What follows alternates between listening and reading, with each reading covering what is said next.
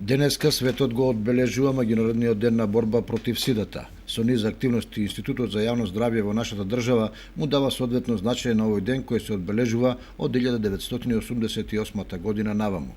Пред околу 6 месеци, Институтот за јавно здравје на Република Македонија излезе со податоци дека се пријавени 3 нови случаи на заболени од ХИВ-сида во рамките на државата. Сите се од машки пол и на возраст од 20 до 39 години, а се жители на Скопје и на Тетово.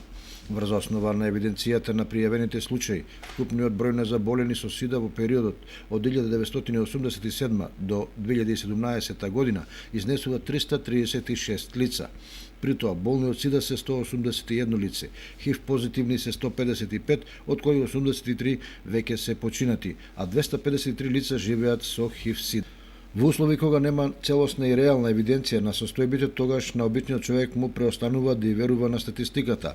Таа пак на пошироко ниво е поразителна, бидејќи од 2,5 милиони луѓе во Европа кои живеат со ХИВ, дури 1/3 не се свесни дека се ХИВ позитивни.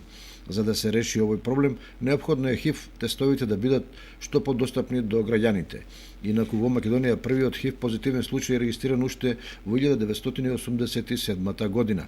2 години подоцна е регистрирано првото лице заболено од сида, а во 1989 година оваа болест ја зеде првата жртва.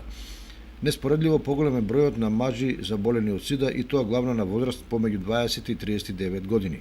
Денес науката доста напредна во терапијата на ХИВ и постојат закони кои ги штитат лицата кои живеат со ХИВ, но и покрај тоа луѓето воглавном не знаат како да се заштитат себе и другите од